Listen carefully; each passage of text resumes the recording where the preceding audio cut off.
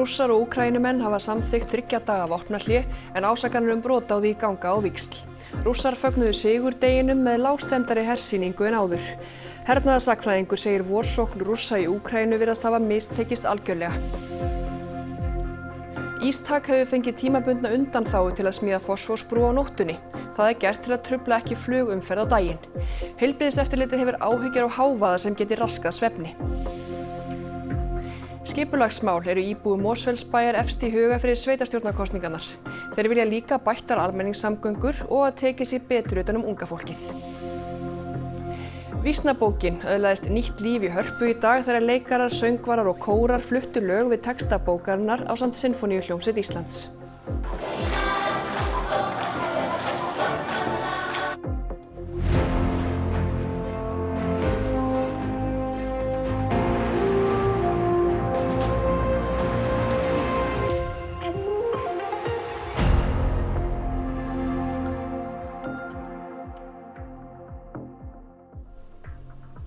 Komið sæl.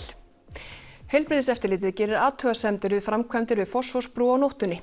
Staðarstjóri Ístak segir að fylgst sé með að hávaði verði ekki of mikill með reglulegum hljóðvistarmælingum. Brúin Alda er hluti af borgarlínunni og er ætluð borgarlínuvögnum, strætisvögnum, gangandi og hjólandi vegfarendum, auk forgangsakstri, lögreglu, sjúkraflutninga og slökkviliðs. Hún verður 270 metra löng og 17 metra breið og tengir saman vesturhluta Kópavogs og Reykjavíkur. Framkvæmdir í fullum gangi hér á Kársnesi og nú hafa framkvæmdaraðilar óskað eftir leyfi til að fá að vinna á nóttunni. Því kranarnir sem þeir nota til að koma fyrir brúar stólpunum eru svo háir að þeir geta truflað flugumferð á daginn. Það búið að vera að vinna hér að reka niður staura og það verið að vinna á sjó. Þetta frekar nýtt hér allavega hjá okkur og að vinna af pramma að reka niður stóra staura. Við byrjuðum á þessum áfanga í byrjun maí, 2. maí að ég held að vera nóttinni þá og við erum að klára það núna næstu dögum að koma fyrir þessum staurum. Þá verður ákveðin bið og í 2 vikur það bil það. Svo hefst vinnan aftur við aðrar framkvæmdir að nætu til. Er mikill hávaði af þessu? Nei, ekki mikill, en vissulega þetta einhver truflun sem við reynum að lágmarka eins og hægt er. Heldur þetta raski svefni fólks hérna í hverfinu? Vona innilega ekki. Að mati heilbrigðiseftirlitsins eru líkur á að framkvæmdin valdi hávaðaónæði sem muni hafa áhrif á íbúa í nágrenninu. Full ástæða sé til að hafa áhyggjur af áhrifum þess á svefn og hvíld íbúa og þar með heilsu þeirra. Við erum hér að mæla hljóðvist á Kársnesinu á 2-3 stöðum og fylgjumst vel með því raski sem við gerum og sem við völdum og við erum leyfilegt hljóðstig á nætunar erum það 40 decibel. Við erum að fara upp í 40-45 decibel. Hafa einhverju kvartað hérna í hverfinu? Nei, ekki svo ég veit til. Hvenær getur maður svo hjólað yfir brúna? 16. júní 2028. Ásakanir ganga á víxl á milli Rússa og Úkraínumanna brot á 3 daga vopnahlé sem leiðtogar beggja þjóða samþykktu í gær. Þá er ráðgert að þeir skiptist á 1000 stríðsföngum. Vladimir Putin Rússlandsforseti var sigurviss í ræðu sinni á hersýningu í tilefni sigurdagsins á Rauðatorginu í Moskvu í dag. Sýningin var lágstemmdari en áður af ótta við drónaárásir Úkraínumanna. Í fyrsta skipti í 19 ár voru engin hergögn til sýnis og aðeins nánustu bandamenn Pútins voru viðstaddir. Þrátt fyrir að hafa sjálfur hafið átökin sagði Putin að það væri Rússar sem stæðu frammi fyrir árásagjörnu afli í Úkraínu sem NATO styddi.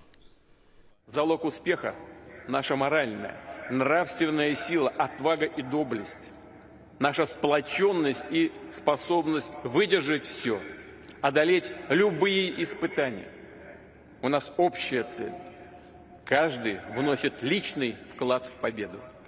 Она куется и на поле боя, и в тылу. Твердо уверен, что наше дело правое. Мы вместе. Победа всегда была и всегда будет за nami. Úkraínumenn náðu aftur á sitt vald 116 ferkílómetrum lands af Rússum í apríl. Það jafngildi landsvæði sem aðeins stærra en Kópavogur. Þetta í fyrsta skipti síðan í ágúst 2024 sem Rússar tapa landsvæði í Úkraínu þegar Úkraínumenn hófu innrás í Kursk hérað sem á landamærum Úkraínu og Rússlands. Framrás Rússa á vígvellinum hefur minnkað stöðugt frá því í nóvember í fyrra. 1535 dagar eru síðan Rússar hófu allsherjar innrás í Úkraínu. Hernaðarsagnfræðingur segir tvennt skýra þessa breytingu nú. Það er annars vegar þverrandi sóknarþrek Rússa vegna mikils mannfalls og síðan mjög aukin drónageta Úkraínuhers á sama tíma og slík geta hjá Rússum hefur veikst. Og svo er víglínan líka að skýrast sumstaðar þar sem að við höfum séð að fámennar rússneska sveitir hafa athafnað sig handan víglínunar en hafa nú verið hraktar á brott og þá breytast þessi yfirráð á einhverju leyti. En þessi tala 116 ferkílómetrar er ekki aðalatriðið, heldur er kannski stærsta fréttin að þessi hægfara framsókn Rússa, mjög hægfara í öllum sögulegum samanburði, virðist hafa stöðvast alveg núna og vorsókn þeirra sem byrjaði fyrir nokkrum vikum virðist hafa mistekist algjörlega. Rússar eru í vandræðum með endurmönnun hermanna. Drónageta þeirra hefur minnkað eftir að lokað var fyrir samband þeirra við gervihnattarsamskiptakerfið Starlink. Erlingur segir stöðuna enn mjög erfiða þrátt fyrir að geta Úkraínumanna til að gera árásir með drónum langt handa víglínunnar hafi stór aukist. Það er kannski svolítið erfitt að segja að það sé að verða vendipunktur en það er allavega það að Rússum gengur ekkert að sækja fram á vígvellinum er mikil breyting. Þeim hefur tekist það og síðasta árið náðu þeir yfir 4.000 ferkílómetrum með gríðarlegum mannfórnum og ef þeir geta það ekki lengur þá er það mjög mikil breyting. Síðan hefur það gerst að Úkraínumenn hafa komið sér upp eigin getu til þess að gera árásir djúpt inn í Rússland á orkuinnviði og önnur hernaðarleg skotmörk og það er líka auka þrýsting á stjórnvöldi í Moskvu og gera þeim erfiðara fyrir að reka þetta stríð áfram. Peter Magyar sór í dag embættiseið sem forsætisráðherra Ungverjalands. Magyar og flokkur hans Fidesz unnu stórsigur í ungversku þingkosningunum í byrjun apríl. Flokkurinn fékk fleiri atkvæði og þingsæti en nokkur annar flokkur í sögu Ungverjalands eftir fall kommunismans. Og þar með 16 ára valdatíð Viktors Orbán formlega lokið. Magyar lofaði að uppræta spillingu og snúa við umdeildum breytingum sem Orbán kom í gegn. Magyar er meiri Evrópusinni en Orbán og eitt af fyrstu verkefnum hans verður að losa milljarða evra úr sjóðum Evrópusambandsins. Fjöldi fólks fagnaði Magyar fyrir utan þingið í dag. Azért vagyok itt ma, mivel nagyon örülök annak, hogy megbukott az Orbán rendszer. Én szabadságszerető ember vagyok. We came actually from Warsaw, from Poland, to take part on this celebrations here and to express our joy about the change in Hungary, which is a pretty important thing for Europe. To get the money back. Yeah, just how Peter said, yeah, I think it's the most important thing right now to get all the money back in Hungary. Especially that they have a two-third majority in the parliament. It's really a big, let's say, life-changing opportunity. Allir viðbragðsaðilar á Akureyri og nærsveitum voru virkjaðir á efsta forgangi í dag þegar Isavia stóð fyrir umfangsmikilli flugslysaæfingu. Einhverjum akureyringum hefur örugglega brugðið illilega þegar þeir sáu allt tiltækt lið lögreglu, sjúkrabíla, slökkviliðs og björgunarsveita æða hér inn á Akureyrarflugvöll miðjan dag. En hér fór fram umfangsmikil flugslysaæfing. Eru miklar blæðingar? Miklar blæðingar, já. Ok, stöðva þær? Það er búið að stasa. Ok, mátt ekki. Þetta er vél sem var að koma frá Aberdeen, hlektist á og brotlendi og þetta er grafalvarlegur atburður og eitthvað sem við viljum vonandi aldrei sjá. En gott að æfa. Undirbúningur fyrir flugslysaæfinguna hefur tekið langan tíma og mikinn mannafla alla vikuna, enda markmiðið að hafa æfinguna sem líkasta raunveruleikanum. Bílar voru notaðir sem brak úr flugvélinni, rúta sem hluti af skrokk vélarinnar með farþegum innanborðs og bæði brúður og leikarar af holdi og blóði voru í hlutverki þeirra sem lentu í slysinu. Björgunarstjóri, verðbánstjórn Gunnar. Björgunarstjóri svarar. Getum við fara að senda inn björgunarsveitar fólk til ykkar? Gefum við smá stund í viðbót. Mátt ekki. Það eru 250 mann sem að koma að þessu á einn eða annan hátt, bæði þeir sem að búa til æfinguna og þeir sem þurfa að sinna að leysa hana. Það er ekki nóg að setja upp æfinguna, það þarf líka að leysa hana. Að því koma slökkvilið, lögregla, björgunarsveitir, heilbrigðisstarfsfólk og fleiri. Hausræður! Einhver ekki tilbúinn. Við lyftum á 3, 1, 2, 3. Það er aðeins að reiki með fjölda farþega um borð eða fjölda sálna um borð. Það var gefið upp 39 hérna í boðunni, er ekki vita hvort áhöfnin sé þar. Þannig að það þarf fyrst að sannreyna það hversu margir eru og það þarf síðan að slökkva eldana, bjarga þeim sem hægt að bjarga og flytja það á söfnunarstað slasara og látinna sem hérna inn í flugstöð og síðan upp á sak til aðsendingar. Þetta er mikilvæg æfing og kostar sitt. Og við reiknum það út að þetta væri einhvers þar kringum 60, 50, 70 milljónir sem svona dagur kostar ef allt væri greitt. En þarna er náttúrulega þessi dýrmæti sjálfboðaliðar sem að leggja höndapróf og æfa sig og þjálfa fyrir okkur hin. Í dag eru 7 dagar til sveitarstjórnarkosninga og því ætlum við að líta á 7. stærsta sveitarfélag landsins sem er Mosfellsbær. Í Mosfellsbæ bjuggu áramót tæplega 14.000 manns. Á liðnu kjörtímabili hafa Framsókn, Samfylkingin og Viðreisn verið þar í meirihluta. Auk þeirra eru Sjálfstæðisflokkurinn, Vinir Mosfellsbæjar og Miðflokkurinn nú í framboði. Skipulagsmál eru íbúum Mosfellsbæjar ofarlega í huga fyrir þessar kosningar. Íbúða uppbygging, samgöngur og hvernig fjármunum sveitarfélagsins er varið er meðal þess sem fólk á förnum vegi sagði ráða atkvæði sínu á kjördag. Það er ekki svona helst skipulagsmálin. Ég hugsa ég. Já, hér erum við bara lítið með kynningum okkur allar núverandi stjórnvöld að setja 800 manna þorp á 4 litlar einbýlishúsalóðir. Við erum ekki hrifin af því. Það er græðgisvæðing á versta dagi. Já, ég er náttúrulega vil að það sé farið vel með peningan okkar og það sé hugað að því að vera ekki samna skuldum. Það er bara að sé ábyrg fjármálastjórnun og sé hugsa vel eldri borgara. Bærinn hefur vaxið hratt á undanförnum aldarfjórðungi. Þar bjuggu innan við 6.000 manns aldamótin 2000 en íbúafjöldi hefur síðan þá meira en tvöfaldast. Því fylgja ýmsir vaxtarverkir. Mér finnst vanta meiri menningu hérna. Ég hef aldrei átt að almennilega hvar miðbærinn er. Og ef þetta er miðbærinn okkar þá mætti kannski bæta það einhvern veginn. Skólamálin, börnin. Leikskólaplássin og svona. Ég þekki nokkra sem að bíða, voru búin að bíða rosalega lengi og það er bara, þú veist, foreldrar komist ekkert að vinnumarkað. Forvarnir fyrir unga fólkið. Ég brenn aðalega bara fyrir unglingunum sérstaklega þannig að ég kann mikið að meta ef að flokkar geta sett á í eitthvað sæti. Hlúa að útivistarsvæðum, göngustígum og já, það er fullt af svona perlum hérna í kring. Og svo náttúrulega má alltaf lengja opnunartíma á laugunum. Lengja opnunartíma á sundlauga. Því var lofað held ég kaus flokkinn sem var lofaði því að myndi lengja opnunartíma og það er lokað, snemma helgar. Fyrirhuguð uppbygging á Blikastaðalandi og hvernig staðið verður að henni var einnig nefnt. Þar stendur til að reisa yfir 1200 íbúðir, bæði í sérbýli og fjölbýli, fyrir 3000 manns á næstu 7 árum.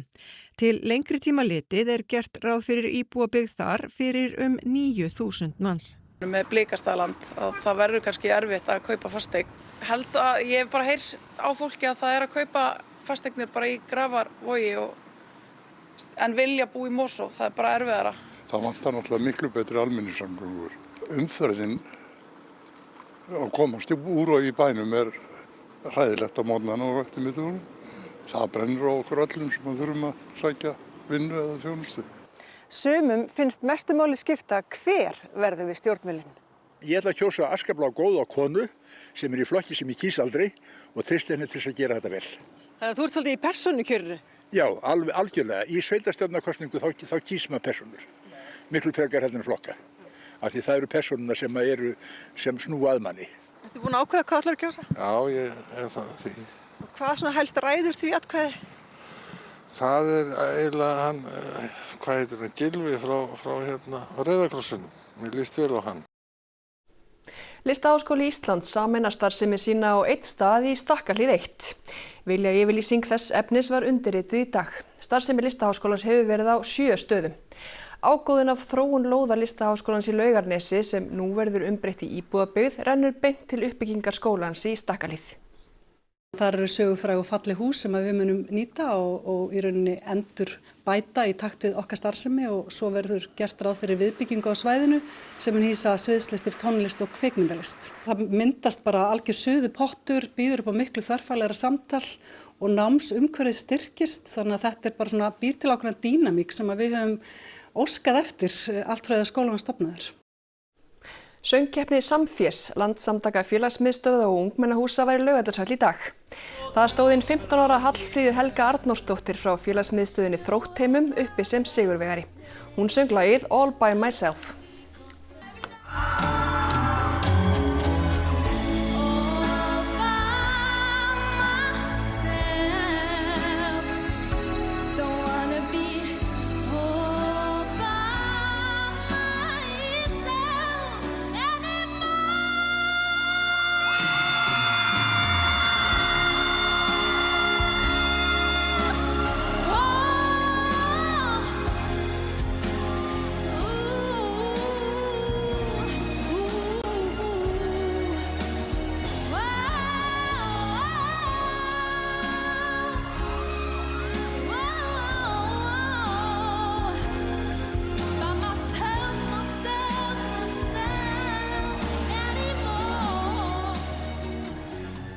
Við ekki bjóða upp á aðeins meiri tónlist. Vísnabókin sem margir þekkja var gædd nýju lífi á tónleikum í Hörpu í dag.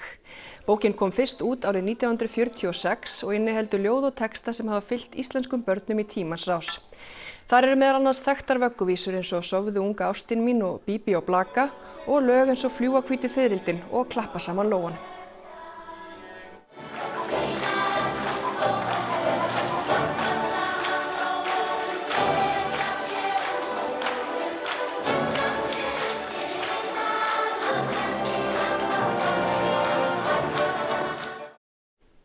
Og þá að veðri. Suðlæg átt 3–8 metrar á sekúndu á morgun með súld og rigningu en þurrt á austanverðu landinu framundir kvöld.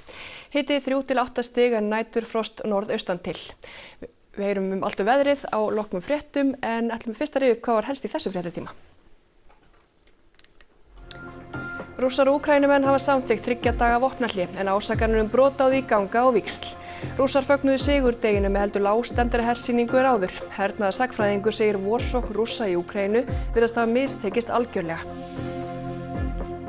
Ístak hefur fengið tímabundna undanþágu til að smíða fosfórsbrú á nóttunni. Það er gert til að trufla ekki flugumferð á daginn.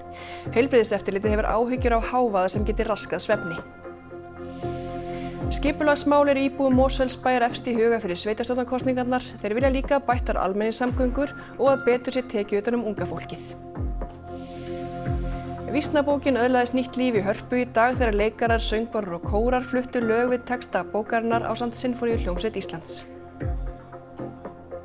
Það var upptal hjá okkur að sinni. Við ætlum að enda þetta með meiri tónlist með innliti á æfingu Karlakórs Akureyrar Geysis fyrir í dag. Þeir æfa nú fyrir kórtónleikana sína en það var Kristófer Óli Birkisson sem fékk að vera þar fluga á vegg. Takk fyrir samfylgdina og öllum okkar að miðlum í dag. Verið sæl og njótið kvöldsins.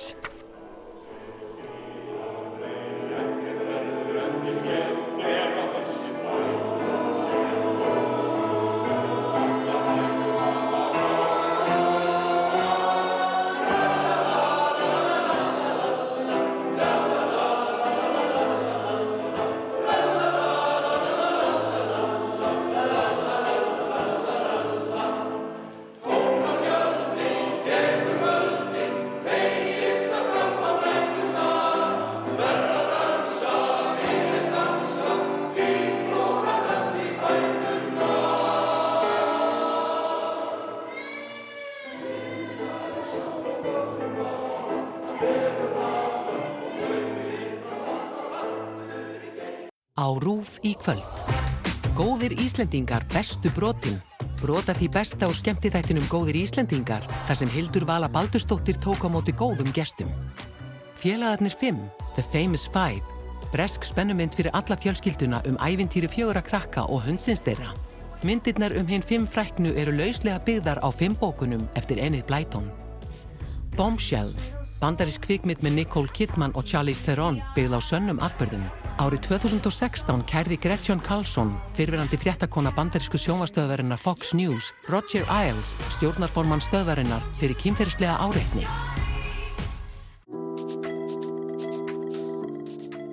Bara apar.